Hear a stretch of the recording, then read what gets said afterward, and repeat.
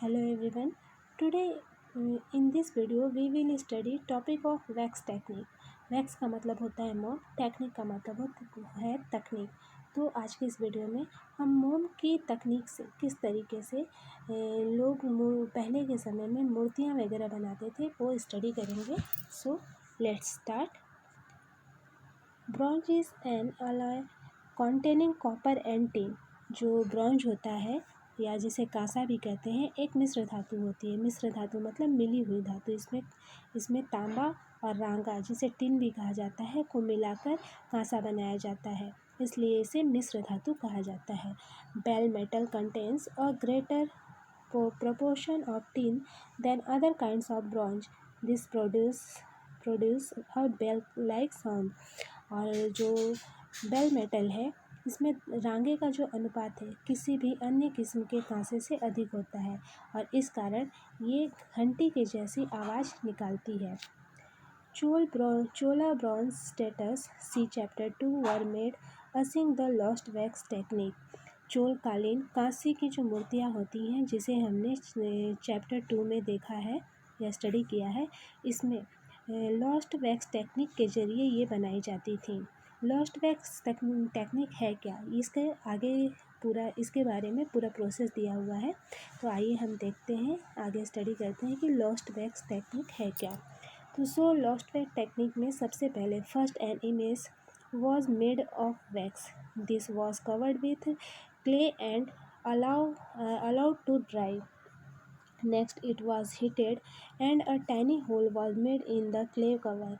The molten wax was drained out through this hole. Then molten metal was poured into the clay mold through the hole. Once the metal cooled and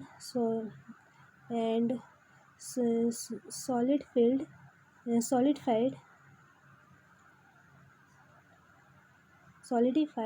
the clay cover was carefully removed and the image was cleaned and polished.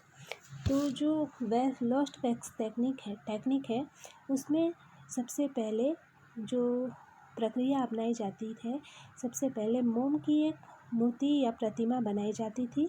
फिर इस मूर्ति के ऊपर चिकनी मिट्टी से पूरी तरीके से इस मूर्ति को लीप कर सूखने के लिए छोड़ दिया जाता था और जब वह पूरी तरह से सूख जाती थी तो उसको फिर गर्म किया जाता था और उसके मिट्टी के आवरण में एक छोटा सा छेद बना दिया जाता था, जिससे उस छेद के रास्ते से सारा पिघला हुआ मोम बाहर निकाल लिया जाता था। फिर चिकनी मिट्टी के खाली सांचे में उसी छेद के रास्ते पिघली हुई धातु भर दी जाती थी। जब वह धातु ठंडी होकर ठोस हो जाती थी या कड़ा हो जाता था तो चिकनी मिट्टी के आवरण को सावधानीपूर्वक हटा दिया जाता था और उसमें से निकली प्रतिमा को साफ करके चमका दिया जाता था।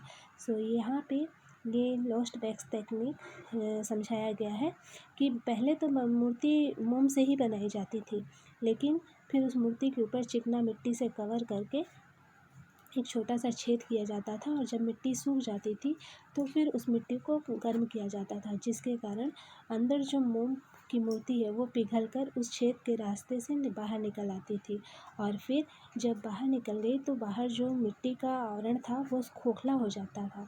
तो फिर उस खोखले मोम के बाहर पिघल के निकल जाने के बाद उस खोखले सांचे के अंदर धातु भर दिया जाता था और जब वह धातु ठंडी होकर कड़ी हो जाती थी, कठोर हो जाती थी, तो फिर उस चिकनी मिट्टी के आवरण को भी सावधानीपूर्वक हटा दिया जाता था और इसके बाद जो धातु की प्रतिमा बनती थी उसको साफ करके चमका दिया जाता था। इसीलिए इसे लॉस्ट वैक्स टेक्निक कहा गया, क्योंकि इसमें फिर मोम कहीं दिखाई नहीं देती है। ये एक प्रतिमा है, एक मूर्ति है जो कि कांसे की मूर्ति है, जिसमें कृष्ण को नाग राक्षस कालिया को काबू करते दिखाया गया है और ये जो मूर्ति है लॉस्ट वैक्स टेक्निक के थ्रू बनाई गई है। सो यहाँ जो आज का टॉपिक था वैक्स टेक्निक कंप्लीट होता है। I hope that you have understood well what was taught in today's video. Next topic of this chapter we will study in our next video. Thank you for watching.